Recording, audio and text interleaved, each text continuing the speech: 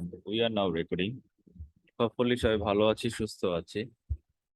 আমি আগেই বলেছিলাম যে আমি যদি 2টা বা 3টা ক্লাসের মধ্যে, আমাদের হাতে আজকে সহ আর 4টা ক্লাস বাকি, দ্যাট মিনস আগামী ক্লাসে আমাদের শেষ হয়ে যাবে, অর্থাৎ আগামী বৃহস্পতিবার আমাদের এই ব্যাচটা কমপ্লিট হয়ে যাবে।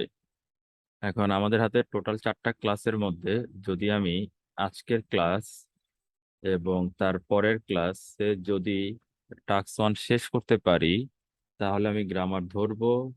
আর যদি আমি না পারি, যেহেতু গ্রামার আমাদের ইনক্লুডেড টপিক না, তারপরে রিকোয়েস্টে আমরা গ্রামারটা পড়াতে চাচ্ছিলাম, যদি সম্ভব হয় তাহলে আমরা ধরবো, যদি সম্ভব না হয় তাহলে আমরা গ্রামারটি স্কিপ করে চলে যাব। বাট বাট একটা বিষয় হচ্ছে যে টাস্ক 1 ডেফিনেটলি সিম্পল। টাস্ক 1 যেটা, সেটা আসলে খুবই simple. Task 1, it's all about vocab test. এটা আমি এর আগেও বলেছি। কারণ হচ্ছে এখানে হচ্ছে যে পার্টিকুলার টপিকে ভোক্যাব গুলো জানে, সে তা লিখতে পারলে অবশ্যই সে ভালো নম্বর পাবে। এখন একজন স্টুডেন্ট ম্যাপের ওয়ার্ড পড়ে নাই, সে টাস্ক 1 যেমন লিখতে পারবে না, ঠিক একইভাবে লিসেনিংও সে লিখতে পারবে না, মানে অ্যান্সার দিতে পারবে না।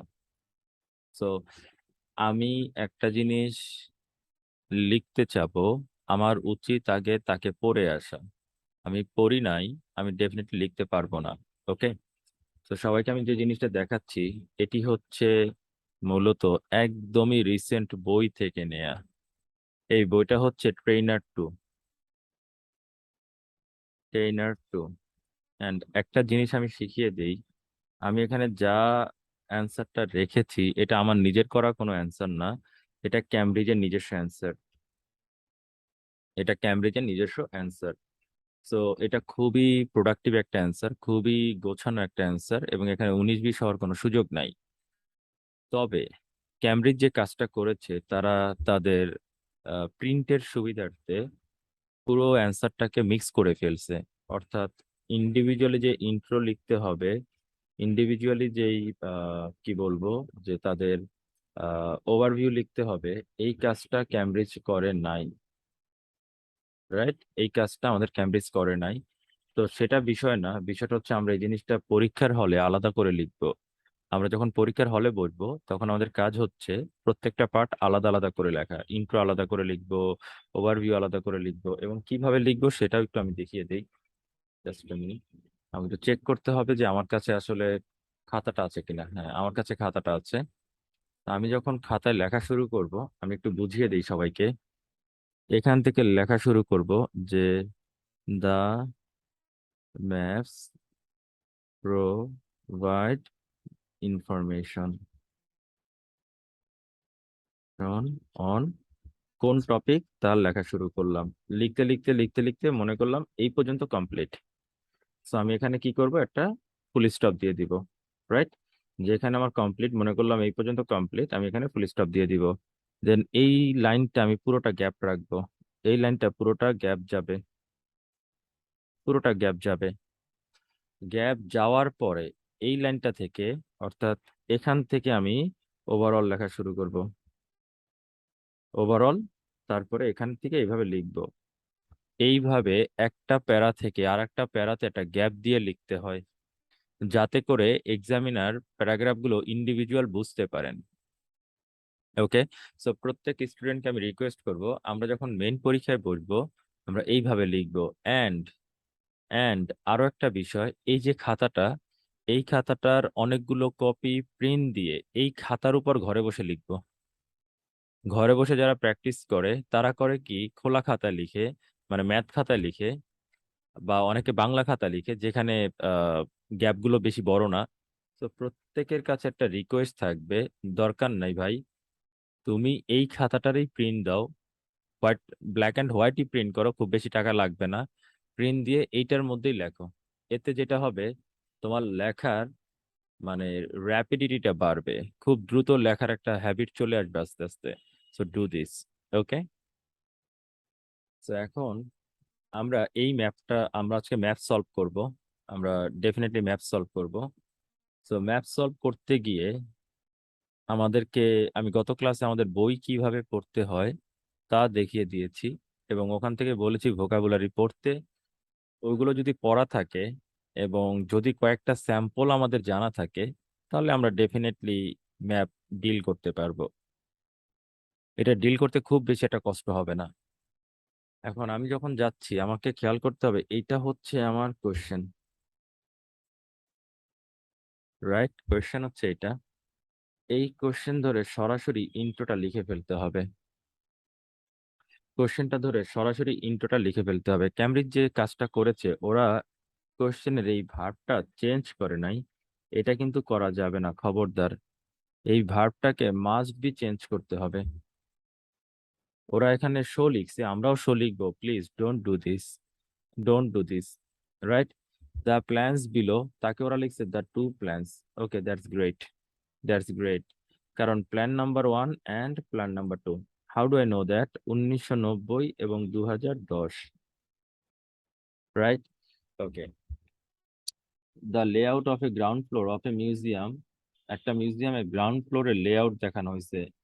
There were a number of small but important changes to the ground floor of a museum. Right? A number of small but important changes. খুবই ক্ষুদ্র কিন্তু তারপরে কি গুরুত্বপূর্ণ পরিবর্তন আসছে। কোথায়? মিউজিয়ামে।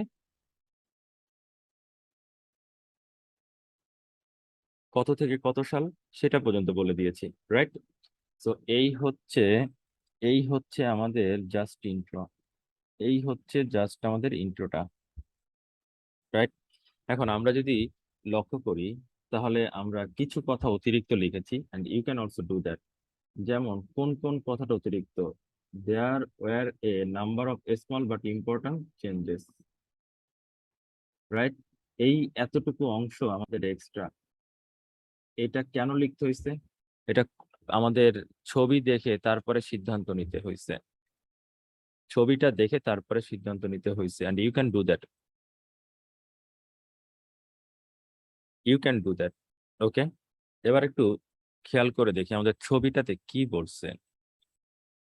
এখানে গিফট শপের যে আয়তন, এখানে গিফট শপ একটু বড় হয়ে গেছে না? ডেফিনেটলি,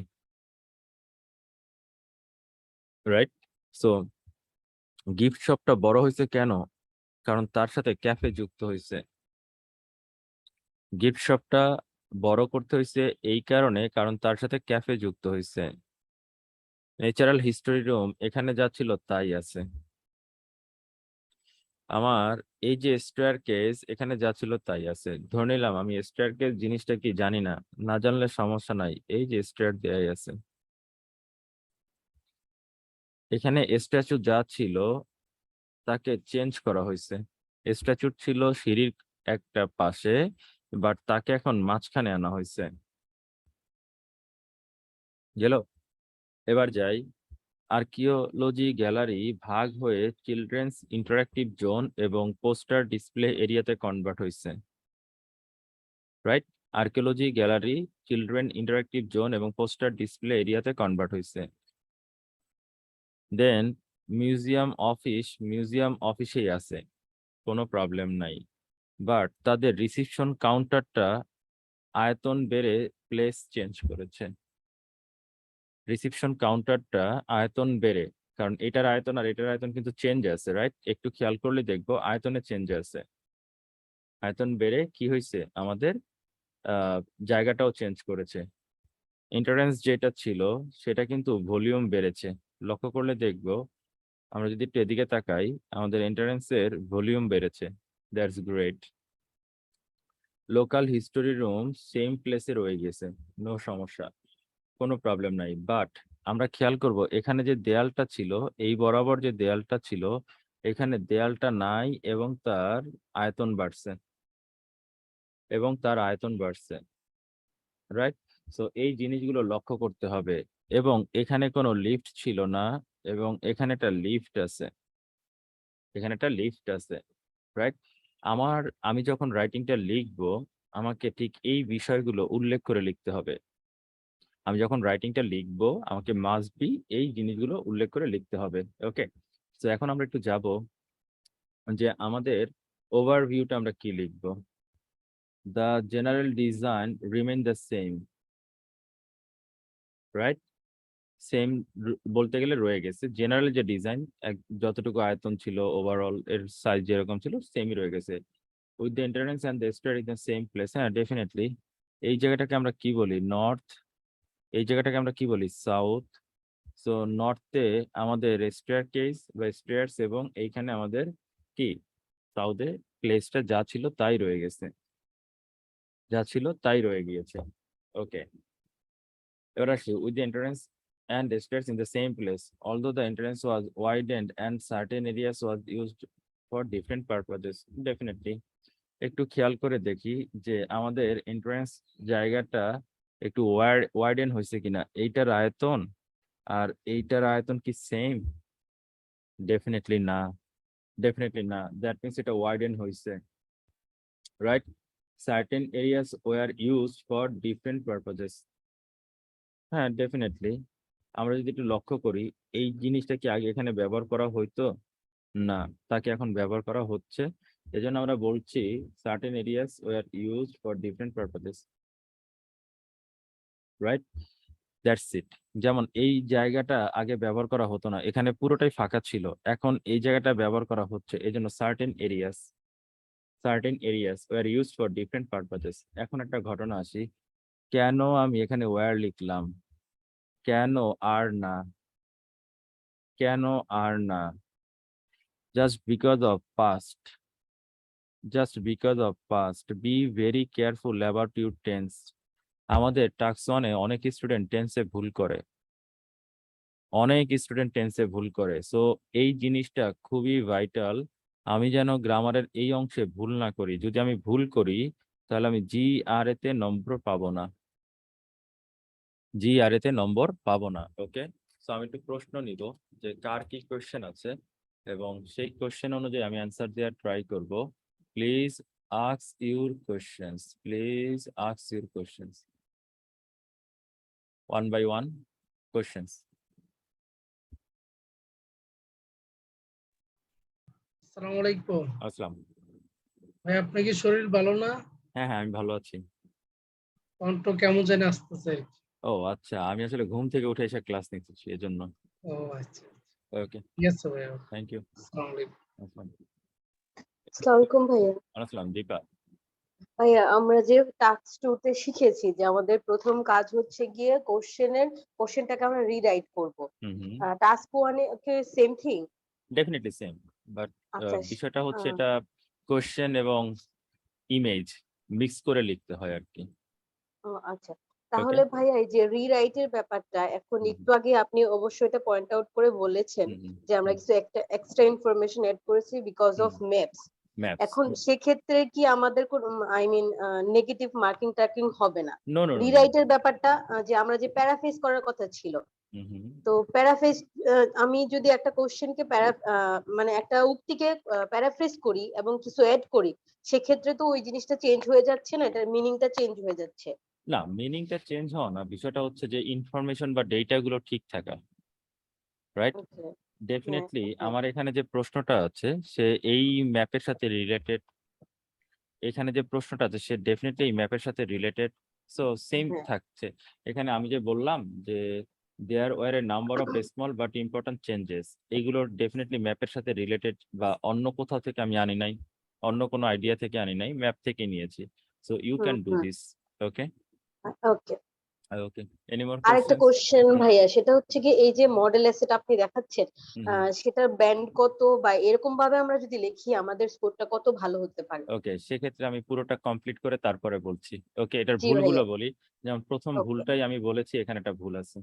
হ্যাঁ হ্যাঁ হ্যাঁ। দ্বিতীয় ভুল বলেছি যে এরা প্যারাগ্রাফ করে নাই, জি ভাইয়া। প্যারা করে নাই, রাইট? এই দুটো ভুল হ্যাঁ। আছে আমাদের। ওকে, এরপরে আমরা দেখবো যে ভেতরে রাইটিং এ আর কোনো ভুল আছে কিনা, দেন আমরা ওদেরকে চেঞ্জ করব। Okay.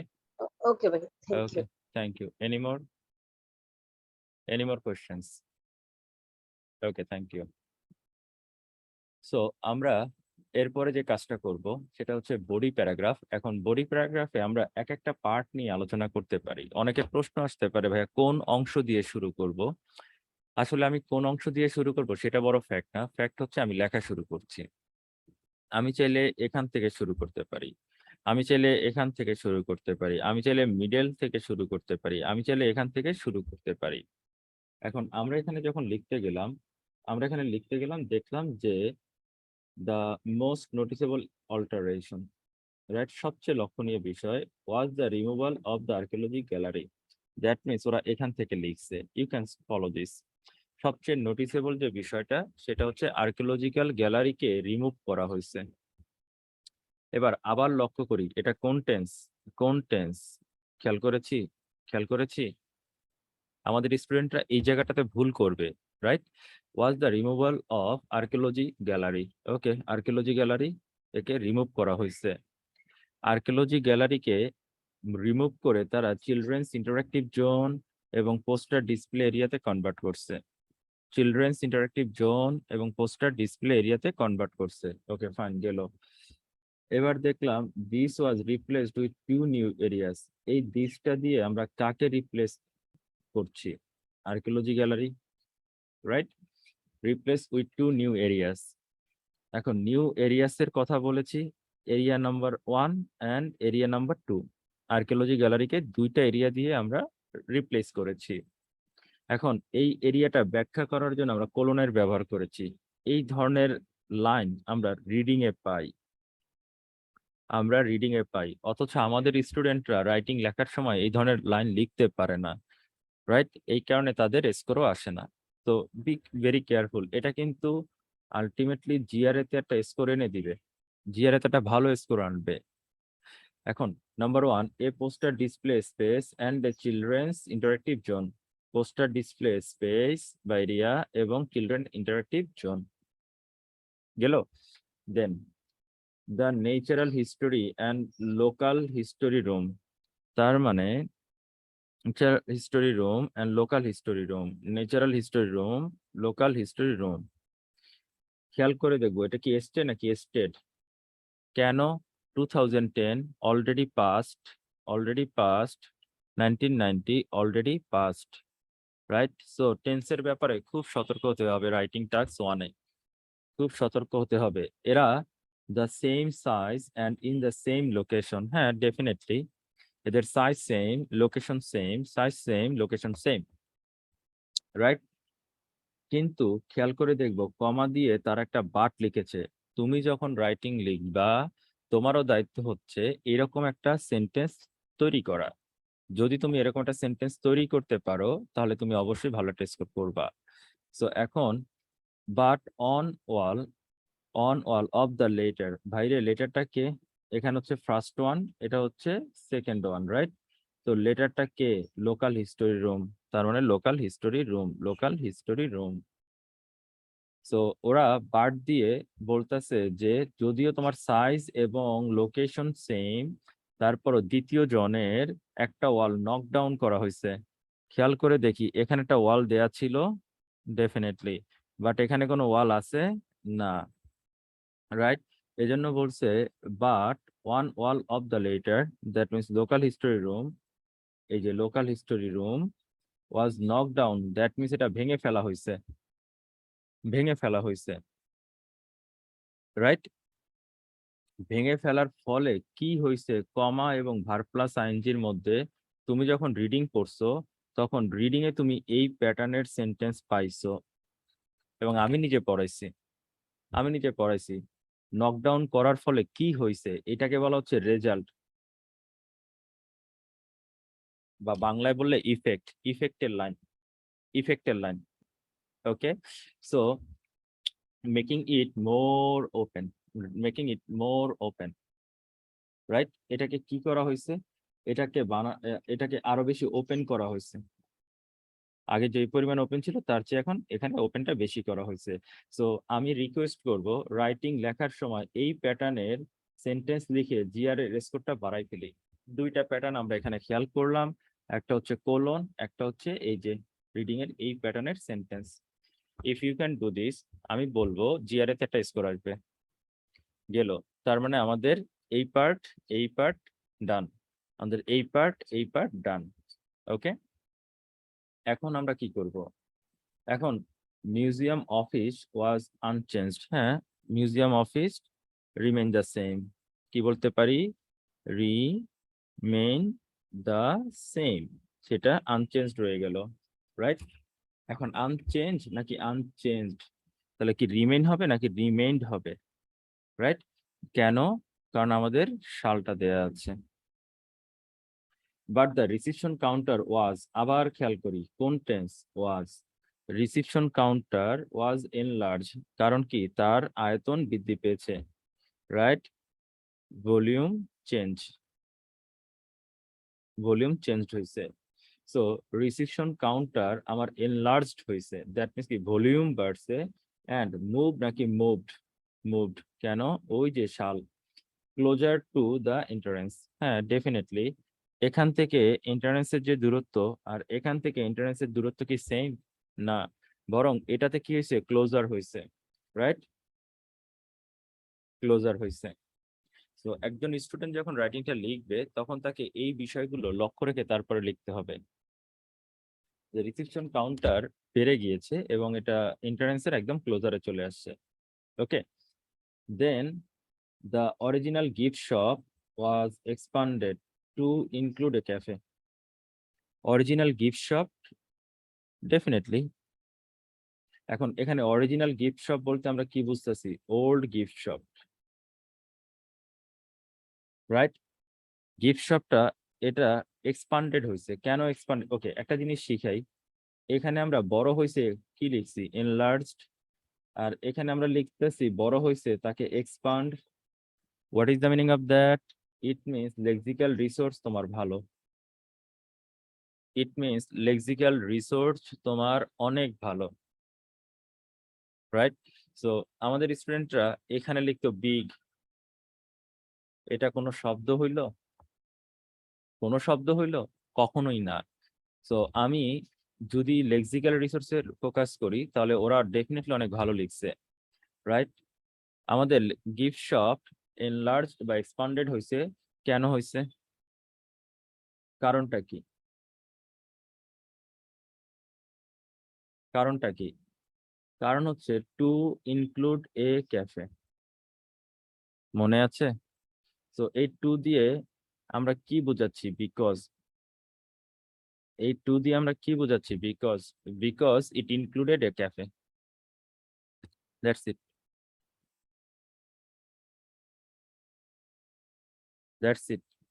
Okay, so the statue which in 1990 was next to staircase, তো এখানে যে স্ট্যাচুটা আছে এই স্ট্যাচুটা 1990 was next to staircase, যেটা ঠিক তার পাশেই ছিল, was moved, আবার সেই টেন্স খেয়াল করে দেখবো, আবার সেই টেন্স টু দ্য সেন্টার, একদম মাঝখানে চলে আসছে, to the centre, to the centre of the floor, of the floor, right? To the centre of the floor, এটা কোথায় চলে আসে? ফ্লোরের সেন্টারে,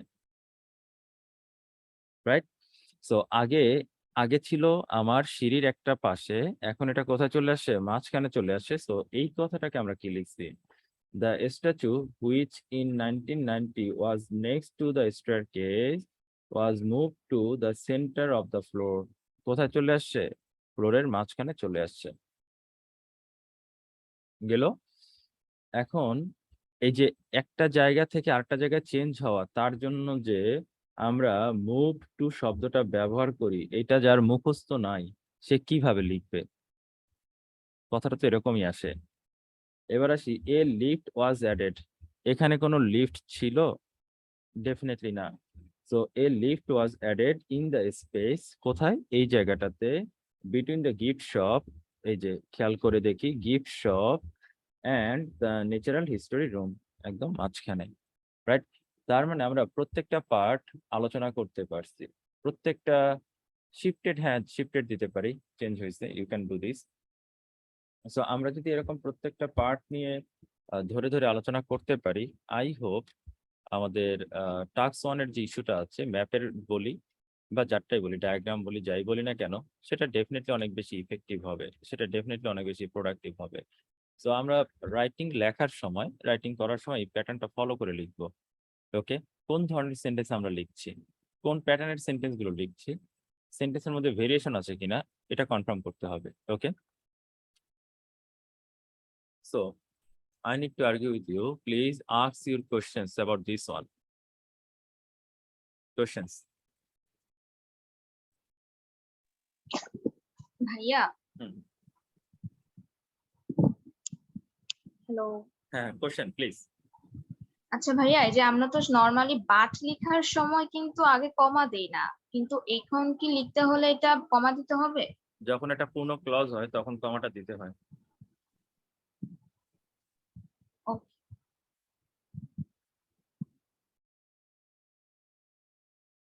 Any more questions? আসসালামু আলাইকুম ভাই। আসসালাম। হ্যাঁ, আচ্ছা, এখানে তো আর এক্সট্রা কোনো কিছু নেই, মানে জাস্ট কি হয়েছে এই জিনিসটাই আমি আমার লেক্সিক্যাল রিসোর্সের মাধ্যমে ভালো করে প্রেজেন্ট করলাম, এটাই তো। এই তো। Any more questions? Nope. Okay, so move on to our next topic. দেখি আমরা কয়টা টপিক করতে পারি। ধরে নিলাম আমাদের হাতে এই টপিকটা আছে, যে কোনো একটা পাই চার্ট আমরা পড়লেই হয়। আমরা ধরে নিলাম আমাদের হাতে এই টপিকটা আছে।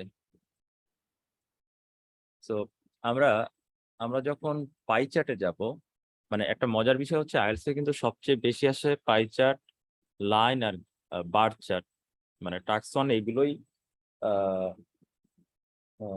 এইগুলোই সবচেয়ে কমন। তারপরও অনেক সময় কপাল খারাপ হলে ফ্লো চার্ট আসে, ডায়াগ্রাম আসে, ম্যাপ আসে, এটা খুব রেয়ার কেস। এগুলো মানে কমন গুলোই বেশি ভালো করে পড়া উচিত। এখন আমরা অনেক সময় দেখি যে এক একটা বইতে এক এক ভাবে লেখে, এক একটা প্যাটার্নে এক এক রকম করে লেখে, এটা স্বাভাবিক। তো এখন স্টুডেন্টরা কি লিখবে এটা ডিপেন্ড করে আসলে সে কি পরিমাণ ওয়ার্ড পড়ছে, কি পরিমাণ গ্রামার পড়ছে তার উপর। অনেক সময় যেমন মাক্কার যে কাজটা করছে সে ওভারঅল পরে লিখছে, ক্যামব্রিজের কিছু কিছু স্যাম্পলে ওভারঅল পরে লিখছে। You can also do this. কেউ কেউ ওভারঅলটা আগে লিখে, you can also do this. যাই করি ওই যে আমি যে প্যাটার্নটা দেখালাম ক্লাস শুরুর আগে, যে তুমি definitely BP1, BP2, intro, overview আলাদা আলাদা প্যারাগ্রাফে শো করবা, ওই জিনিসটা জাস্ট আমাকে মাথায় রাখতে হবে। এখন আমি একটা জিনিস বলবো, এই জিনিসটা না অনেক বেশি গুরুত্বপূর্ণ। আমরা সবাই রাইটিং টাস্ক লিখি ঠিকই, আমরা এই কথাটাকে পড়ি না। এই কথাটার মধ্যে ওরা বলে দিয়েছে summarise the information by selecting and reporting the main feature. Main feature গুলোকে তুমি উল্লেখ করো। Summarise the information by selecting and reporting the main feature, প্রধান বিষয়গুলোকে উল্লেখ করো। Make comparison where relevant. আমরা সবাই এই পার্ট 1 নিয়ে কাজ করি, এই পার্ট 2টা নিয়ে কাজ করি না। ম্যাক্সিমাম কোয়েশ্চেনের মধ্যে যেখানে রিলেভেন্ট মানে কম্প্যারিজন করা যায়, যেখানে তুলনা করার মতন, যেমন আমরা যদি একটু এই ছবিটার মধ্যে খেয়াল করি, ক্লোদিং এখানে 16%, ক্লোদিং এখানে 5%, একটা তুলনা কি আমরা করতে পারি না? ডেফিনেটলি আমরা একটা তুলনা করতে পারি। তো আমরা যদি এই তুলনাটা না করি তাহলে কিন্তু আমাদের এইখানে টাস্ক অ্যাচিভমেন্ট হলো না, এই জায়গাটাতে টাস্ক অ্যাচিভমেন্ট হলো না। সো আমি সবার জন্য যে কথাটা বলবো, মনে করো তোমার টাস্ক 1 এ 10টা লাইন লিখলা, তুমি 2টা লাইন লেখো কম্পারিজন, দ্যাটস ইট। তুমি 2টা লাইন লেখো কম্পারিজন। তুমি যদি 2টো লাইন কম্পারিজনে লিখতে পারো তাহলে তুমি ইনশাল্লাহ তোমার টাস্ক অ্যাচিভমেন্টে নম্বরটা পেয়ে যাবা। এই ভুলটা কিন্তু আমাদের অনেক স্টুডেন্ট এই ভুলটা করে, রাইট? এই ভুলটা আমরা যেন কেউ না করি। তো এবার একটু চলে যাব, ওদের আবার সেই একটা ভুল দেখাবো যে ভুলটা ওরা করে রাখছে। এই কাজটা কখনোই করব না। এখানে আমরা কি কি ওয়ার্ড লিখতে পারি, আমরা আমাদের যে বইটা ছিল সেই বইটাতে যদি একটু যাই তাহলে আমরা খেয়াল করলে দেখব যে আমাদের একটা মিনিট, ওকে, আমরা ফার্স্ট পার্টে কত ধরনের মানে যে শো এর পরিবর্তে কত ধরনের ওয়ার্ড লিখতে পারি তার কিন্তু একটা লিস্ট আছে। যেমন আমরা লিখতে পারি রিপ্রেজেন্টস, আমাদের এখানে যে ভার্ব গুলো কি কি হতে পারে এগুলো মুখস্থ করতে হবে। রিপ্রেজেন্টস, তারপরে ডেপিক্টস, এরপরে হচ্ছে ইনুমেরেট, ইলাস্ট্রেটস, হ্যাঁ, প্রেজেন্টস, তারপর হচ্ছে প্রোভাইডস, তারপর হচ্ছে আউটলাইনস, তারপর হচ্ছে ডিনোটস, ডেসক্রাইবস, অনেক কিছু আছে। তুমি এখান থেকে অ্যাজ ইউজুয়াল একটা gives information on, present information about, shows data about, অনেক কিছু লেখা যায়। যাই লেখো তুমি এটা মুখস্থ করে ফেলাও, এখান থেকে লেখো। অনেক কিছু আছে এখানে লেখার মতন, অনেক ওয়ার্ড আছে। ওকে, গেল এটা। এখন এটা তো লিখলাম, ভালো কথা, কিন্তু স্টুডেন্টরা সবচেয়ে যে বড় ভুলটা করে, তারা এই জায়গাটাতে ভার্বটাকে এস দিবে কি দিবে না, এস বা ইয়েস দিবে কি দিবে না, সেটা তারা ভুল করে। তারা ছবির সাথে মিলায়, এটা করে ওটা করে, টাইম ওয়েস্ট করে। বাট আমি যেটা বলি, তুমি কিচ্ছু করো না, তুমি জাস্ট কোশ্চেনের ভার্বটা দেখো। দেখে তারপরে মিলানোর ট্রাই করো।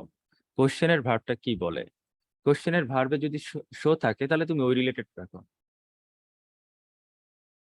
না না না, কোন ভার্বের সাথে এস বা ইয়েস হবে এটা আমরা কিছুই করব না দীপা, এটা আমরা কিছুই করব না। রাদার আমরা একদম সিম্পল একটা জিনিস দেখবো, কোশ্চেনের ভার্বের সাথে এস বা ইয়েস আছে নাই, তাহলে আমরা অ্যাজ ইউজুয়াল ডিনোট লিখবো।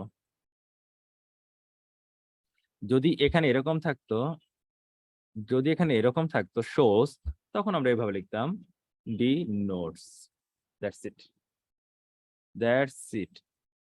ওকে, সো আমরা এই জায়গাটাতে ছবিতে কি আছে দেখার ট্রাই করব না, ভার্বের শেষে এস বা ইয়েস দিব কি দিব না এটা নিয়ে কোনো টেনশনই করব না। এই সমস্যা দূর করার একটা মাত্র ওয়ে, কোশ্চেনের ভার্বের স্ট্রাকচার কি সেটা দেখো। তুমি যখন এখানে লিখতে যাবা তুমি ওই স্ট্রাকচারটাই ফলো করবা, রাইট? অনেক স্টুডেন্ট এখানে প্যাচ লাগায়, তাদের জন্য আমার একটা সুন্দর সিস্টেম, ভাইরে তুমি ভার্বটা বের করো, ওর মতন করে এখানে বসাও, জাস্ট ওর ওয়ার্ডটা চেঞ্জ করো, রাইট? শো লিখছে তাহলে ডিনোট, রাইট? বা গিভ, গিভ যদি এখানে কিরকম থাকতো শোজ, তখন আমরা লিখতাম গিভস। That's it, right? এই ছোট্ট একটা কাজ করলে আমাদের ভুল আর হবে না, গেল এটা।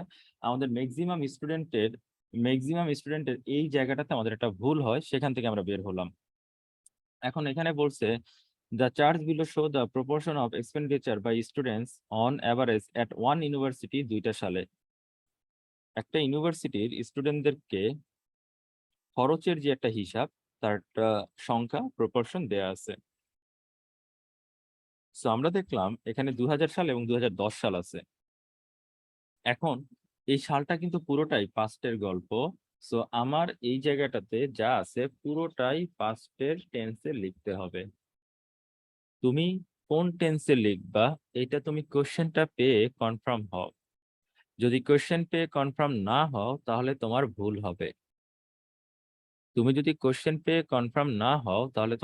হবে।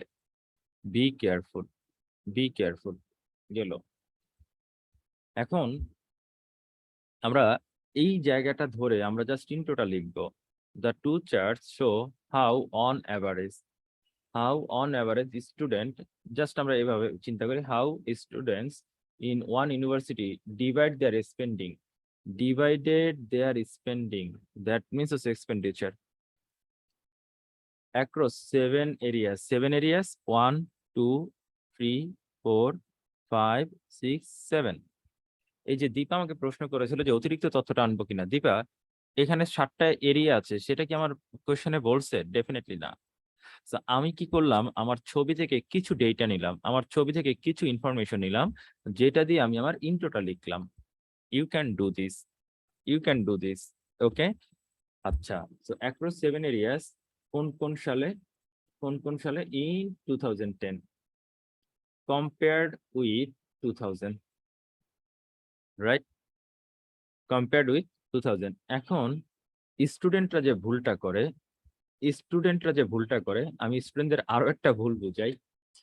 স্টুডেন্টরা ভুল করে, তারা এই জায়গায় এভাবে লেখে ফ্রম 2000 টু 2010। বাইরে এখানে কি 2010 সালের পরে 2001, তারপরে 2002, 2003, 2004 এরকম পর্যায়ক্রমে যে 2010 পর্যন্ত গেছে, নাকি only 2000 and 2010? Only 2000 and 2010, right? So be careful about this. So be careful about this. Okay?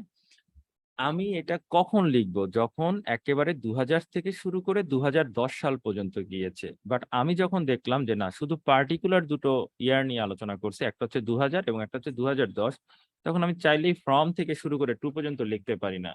বরং আমি তখন কিভাবে লিখতে পারি, ইন 2010 কম্পেয়ার্ড উইথ আগেরটা লিখলাম। এই ভুলগুলো করা যাবে না, রাইট? যখন রেঞ্জ লিখবে তখন আলাদা বিষয়। যেমন আমরা যদি একটু যাই, খেয়াল করলে দেখবো যে মেবি ইগুলোতে লেখা থাকে, ওই বার চার্ট গুলোতে বা লাইন গ্রাফ গুলোতে একটা দেখি একটু আছে কিনা এখানে। না, এখানে নাই। আচ্ছা দেখি তো একটু, নাই। আচ্ছা একটু চেক করে দেখি এখানে এই টাইপের কেউ আছে কিনা। এখানে যেমন 3টা পার্টিকুলার সাল বলছে, রাইট? 3টা পার্টিকুলার সাল বলছে, এরকম না। কিন্তু ক্যামব্রিজে অনেকগুলো দেখা যায় যেখানে একবারে সরাসরি সাল দিয়ে দেয়।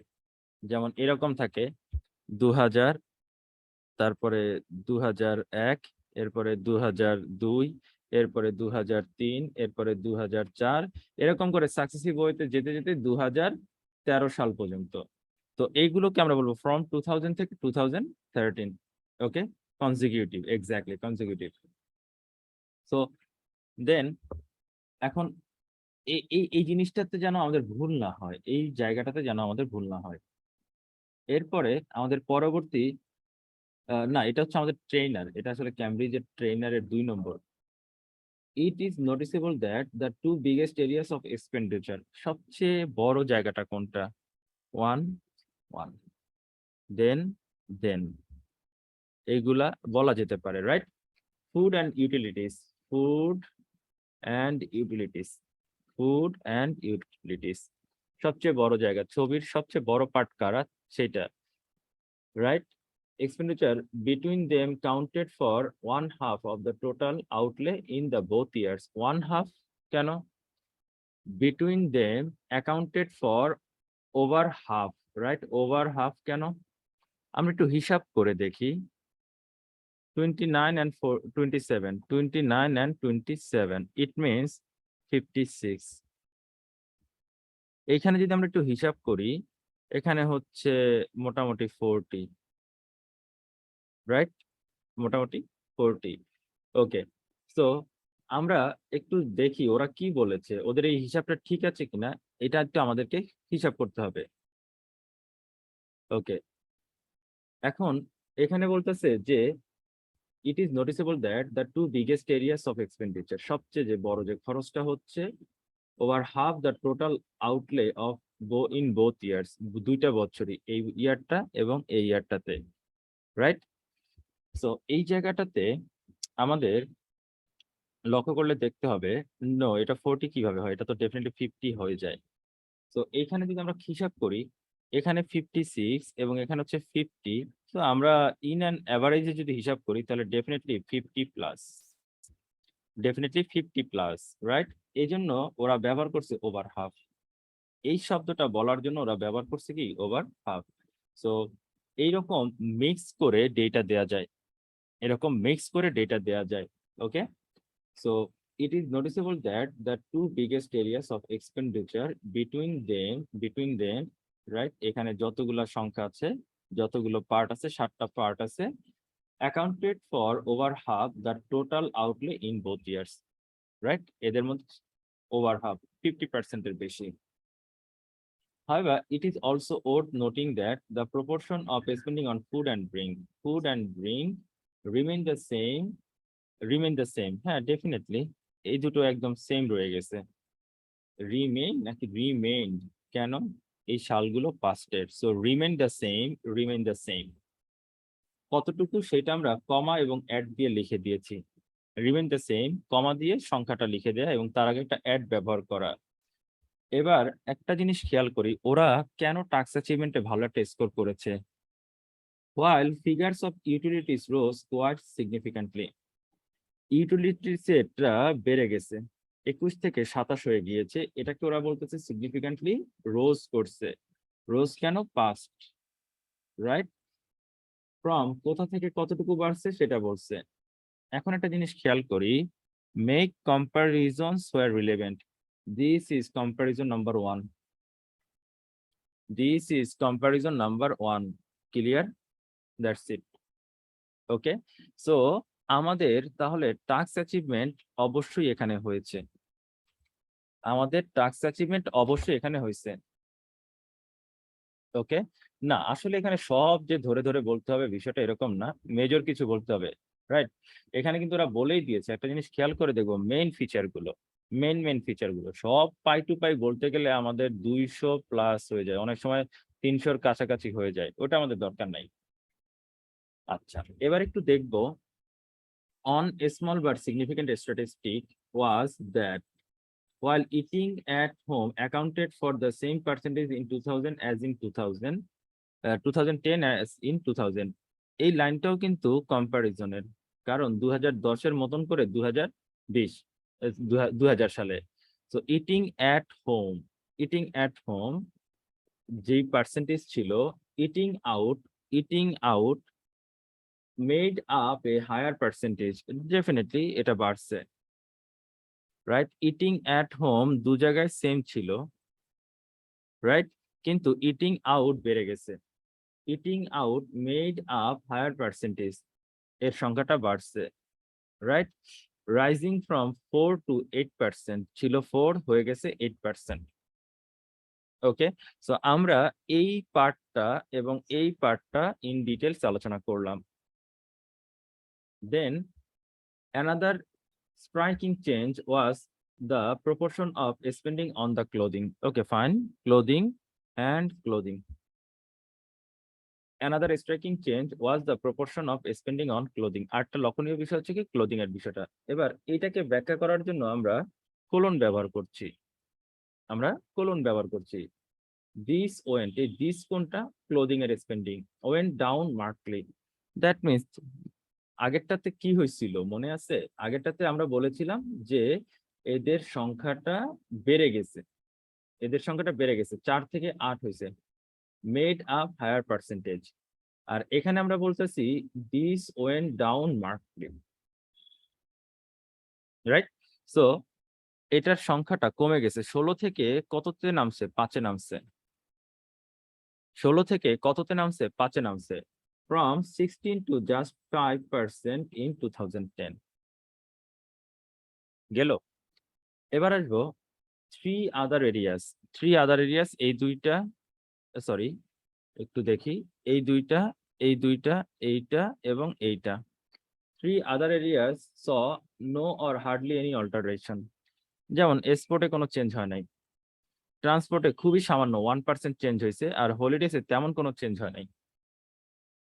কেন? 5% রয়ে গিয়েছে, 17% রয়ে গিয়েছে, 8% জাস্ট চেঞ্জ হয়ে 9% হয়েছে। সো ওরা এখানে বলতেছে যে 3 other areas saw no or hardly, কেন হার্ডলি? ওই যে 1% বেড়েছে এই জন্য, 1% বেড়েছে এই জন্য, any alteration. The proportion of spending, এবার এটাকে ব্যাখ্যা করার জন্য কোলনের ব্যবহার করেছি। The proportion of spending on sports and cultural activities remain at 17% in both years. হ্যাঁ, sports and culture remain 17% in both years. Spending on transport rose by 1%. Transport 1% বেড়েছে, 1% আকারে বেড়ে 9% হয়েছে। এবার লক্ষ্য করি while the proportion on holidays remain exactly the same. Okay, so এই ছিল আমাদের টপিক। আমাদের ওরা কম্পারিজন ডেফিনেটলি দেখিয়েছে, এবং লেক্সিক্যাল রিসোর্সের যদি কথা বলি তাহলে সেটা ডেফিনেটলি বাড়ছে। ওকে, মার্জিনাল ইনক্রিজ ডেফিনেটলি আমরা বলতে পারি, কারণ এটা খুবই সামান্য মাত্রার ইনক্রিজ, এটাও আমরা বলতে পারি। Okay, that's it. So please, in which case of deviation we would write drastically. Okay, আমরা ড্রাস্টিক্যালি কখন লিখতে পারি? যখন অনেক বেশি পরিমাণে কমে যাওয়া, যেমন ধরলাম 16% হঠাৎ করে 2% হয়ে যাওয়া, 3% হয়ে যাওয়া, এই টাইপের ওয়ার্ড গুলোকে আমরা মারাত্মক হারে লিখতে যেয়ে ড্রাস্টিক্যালি শব্দটা ব্যবহার করতে পারি। Okay, so please ask your questions. Ask your questions. আসসালামু আলাইকুম। আসসালাম। আচ্ছা ভাইয়া, আপনি আগে যেভাবে করেছেন, যেমন ইন্ট্রোডাকশন, ওভারঅল, তারপরে গড়িপাড়া 1 2 মানে এভাবে স্টেপ বাই স্টেপ আপনি মানে ভাগ করে করেছেন। এখন তো ভাইয়া সব একসাথে হয়ে গেল। না, নো প্রবলেম, নো প্রবলেম। আমাদের আসলে ভাগ করে লেখার সময় আমরা লিখতে পারি। এটা ওরা প্রিন্টের জন্য এরকম করছে। ওরা প্রিন্টের জন্য এরকম করছে, নাথিং এলস। এটা আমরা যখন লিখবো জাস্ট আমরা আলাদা আলাদা করে লিখবো। ওকে। জি ভাই, আরেকটা বিষয় যে আপনি প্রথম আহ, এর আগে যে টপিকটা ছিল এটা কি জান ছিল ভাইয়া? ম্যাপ। ম্যাপ, হ্যাঁ। ম্যাপকে আমি ভাইয়া মানে প্যাসিভ মানে প্রেজেন্ট টেন্স মানে টেন্স ইউজ করব, আর প্যাসিভ কি লেখা যাবে ম্যাপে? You should use passive according to your context. এটা ডিপেন্ড করবে পুরো কনটেক্সটের উপর। ওকে, ওকে ভাই। Okay, thank you. Any more questions? আসসালামু আলাইকুম ভাইয়া। আসসালাম। হ্যাঁ, ভাইয়া, দুইটা পাস্ট টেন্সের ক্ষেত্রে আমরা অলওয়েজই পাস্ট টেন্স ইউজ করব। হুম, সেটা প্যাসিভ হতে পারে বা অ্যাক্টিভ হতে পারে, আমরা হুম, যেভাবে ইউজ করি। পাস্ট এবং প্রেজেন্টের ক্ষেত্রে আমাদের ব্যাপারটা আমরা মানে সেন্টেন্স গুলো আমরা কিভাবে সাজালে ভালো হবে? পাস্ট এবং প্রেজেন্ট যখন মানে মিক্স আমরা থাকবে। আমরা হ্যাঁ হ্যাঁ, মনে করেন যে একটা ম্যাপ আছে পাস্ট টেন্সে এবং একটা আছে today's life or current life বা এট প্রেজেন্ট, সেই ক্ষেত্রে আমরা কিভাবে সাজালে ব্যাপারটা ভালো হবে? ডেফিনেটলি এটা ডিপেন্ড করতেছে আমি আমি কখন কোনটাকে আলোচনা করতেছি, রাইট? যেমন আমি জি যদি ভাইয়া। একটু যাই, আমি দেখতে হবে আসলে ক্যামব্রিজে এই প্যাটার্নের আছে কিনা, এবং ক্যামব্রিজে এমনও আছে যে ইন ফিউচারে কি হবে সেটাও আলোচনা করতে হয়। আহ আচ্ছা, ভাইয়া, জি ভাইয়া। না, এটাও আমাদের পাস্টেরই গল্প। ফিউচারের একটা ছিল কোথায় যেন। ওকে, ফাইন। এইটাই যদি আমরা বলি, যেমন এইটা যদি বলি, এই ম্যাপটা আমরা সবাই দেখতে পাচ্ছি আশা করি। আমি একটু জি ভাইয়া। বড় করি। তো এইখানে আমরা যদি লক্ষ্য করে দেখবো, একটা হচ্ছে 2000 সাল, যেটা হচ্ছে পাস্টের গল্প। এখন এইখানে শুধুমাত্র জিরো লিখছে, এরপরে ডট দিছে, এর মানে হচ্ছে এটা 2022 সাল। তুমি যেই ওকে। সালে পরীক্ষা দিবা এটা হচ্ছে ওই সালের গল্প। আর এরপরে এই সালটা স্টিল নাও আসে নাই, এই সালটা স্টিল নাও আসে নাই। এখন আমি যখন এই পার্ট গুলো নিয়ে আলোচনা করব তখন পাস্ট, রাইট? আমি যখন জি এই ভাইয়া। পার্টটা আলোচনা করব তখন হচ্ছে প্রেজেন্ট, এবং যখন আমি ব্ল্যাক পার্টটা নিয়ে আলোচনা করব তখন হচ্ছে আমি ফিউচার নিয়ে কথা বলবো। ইট ডিপেন্ডস অন ইউর ইমেজ। ছবিটা কিরকম ওকে। তার উপর ভিত্তি করে আমাকে লিখতে হবে। ওকে। জি এবং ভাইয়া। মজার একটা ঘটনা বলি, এইটা রিয়েল এক্সামে আসছে, কিন্তু এটা কিন্তু অফিসিয়াল গাইডের, ওকে। মানে এই প্যাটার্নে রিয়েল এক্সামে আসছে। এটা গত বছরের ঘটনা বললাম। তো কেউ যদি ক্যামব্রিজের বইগুলোর টাক্স ওয়ান গুলো ভালো করে সে কমন পাবে। ভাইয়া, আমি অফিসিয়াল গাইডটা আমি করতেছিলাম আর কি, প্র্যাকটিস করতেছিলাম, তখন আমি এটা পেয়েছিলাম। তো আমি একটু কনফিউজ ছিলাম যে 2-0 দেওয়ার পর আর তারা যে ডট ডট দিল, ব্যাপারটাকে আমি কি করব, তাই এটা আমি করিনি। আচ্ছা, আচ্ছা, না এখন কি বুঝতে পেরেছি যে এখানে আমার জি ইয়ার লিখতে ভাইয়া। হবে? ওকে, থ্যাংক জি ইউ, ভাই। Thank you. আর কোনো প্রশ্ন? আর কোনো প্রশ্ন? ওকে, যদি প্রশ্ন না থাকে তাহলে আমি সবাইকে যে রিকোয়েস্টটা করব, সবাই গুগলে চলে যাব। ক্যামব্রিজ গুলো পড়া শেষ হয়ে যাওয়ার পরে, জাস্ট রিসেন্ট রাইটিং টাস্ক 2 এর জায়গায় আমরা জাস্ট 1 লিখব।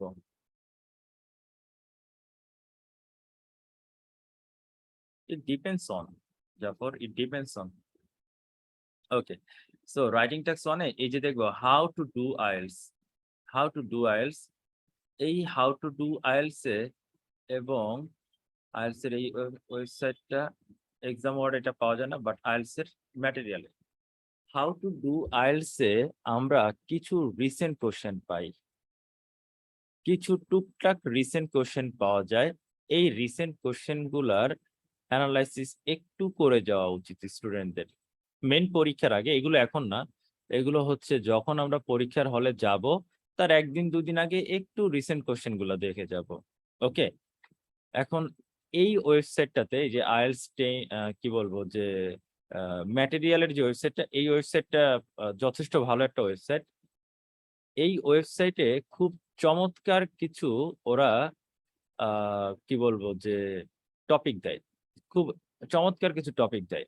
ওকে, এবং আমরা যদি একটু দেখি এই ওয়েবসাইটে কি আছে। আচ্ছা, রিসেন্ট কোশ্চেন। আচ্ছা, ওরা ব্যান্ড 9 এর কিছু স্যাম্পল লিখে রাখছে, আমি জানি না এগুলো আসলে 9 এর কিনা, কারণ আমি পরে দেখি নাই। সো এই জায়গায় একটু খেয়াল করে দেখবো যে টাস্ক 1 খেয়াল করেছি, এই যে IELTS academic writing task 1 report writing topic.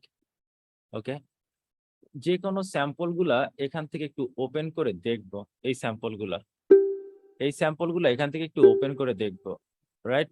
এবং লক্ষ্য করলে দেখবো যে ওরা কিছু পার্টগুলোকে একটু হাইলাইট করে। এটা দেওয়ার উদ্দেশ্য হচ্ছে স্টুডেন্ট যেন পড়ার সময় এই জিনিসগুলোকে চোখ বুলিয়ে যায়।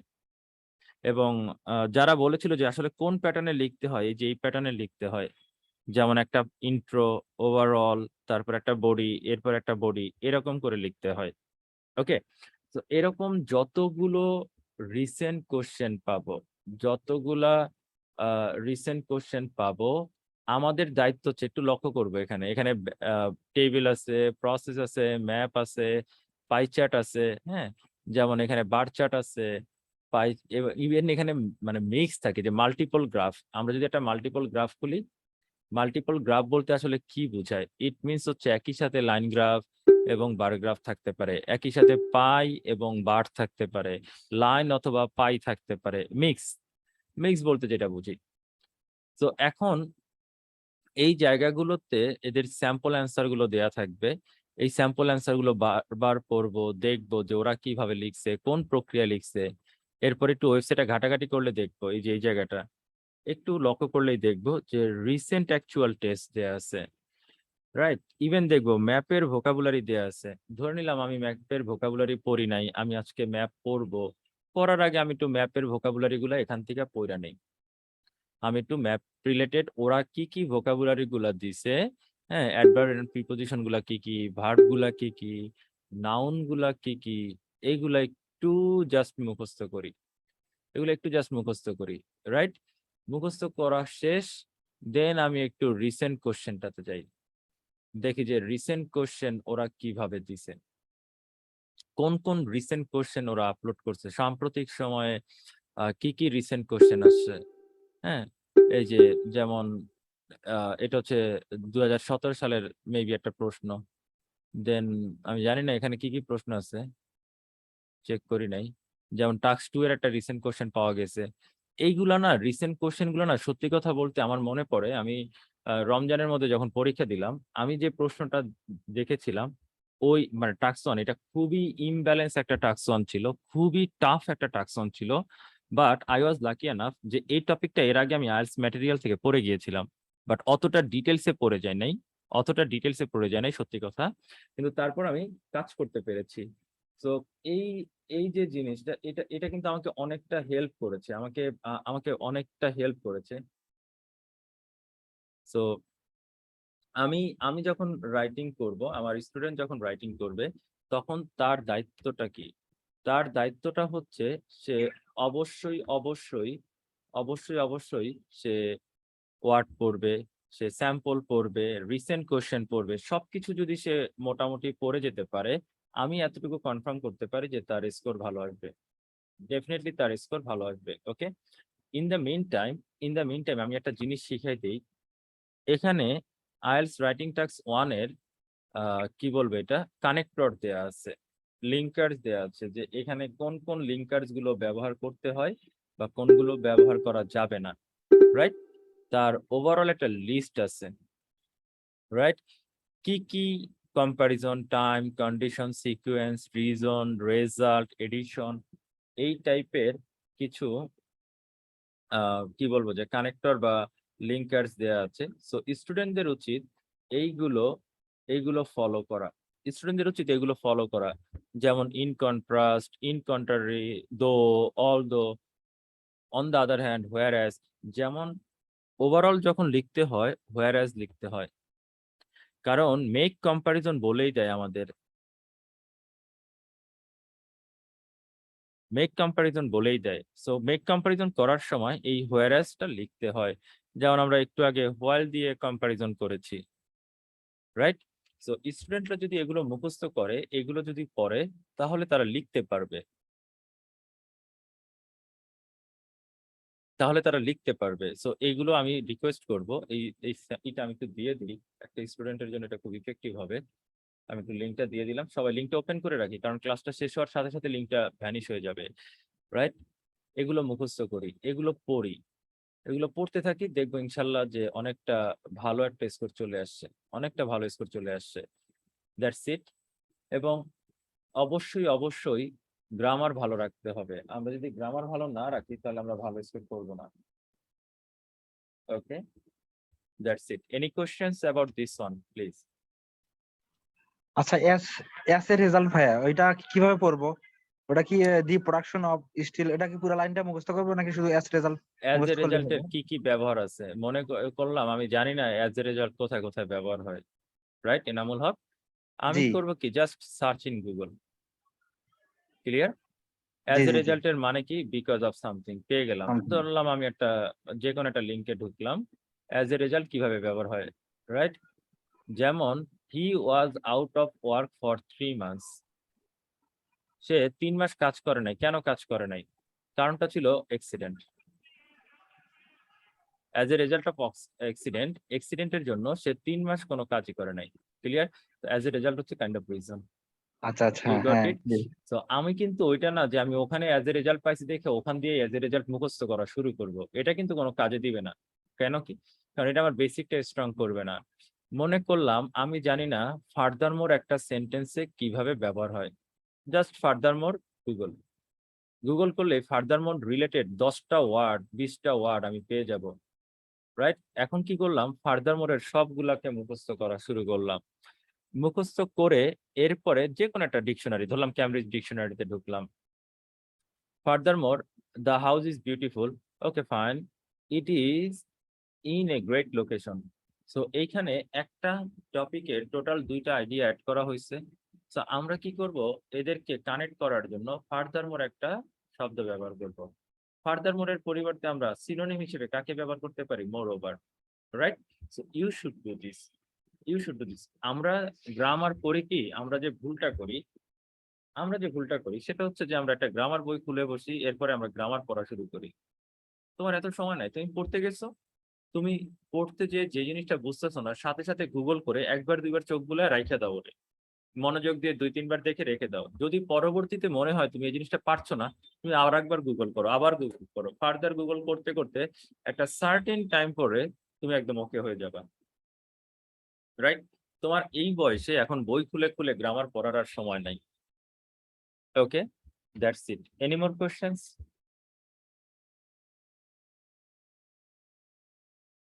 Any more questions? ভোকাবুলারি তো একটা শিট ছিল, ওইটা পাচ্ছি না, এটা কোথায় ছিল শুনে কিছু বলতেন? ওটা গ্রুপে দেয়া আছে, না হলে আমি আজকে আরেকবার দিয়ে দিব। Okay okay. Okay, thank you, have a great Friday, see you next.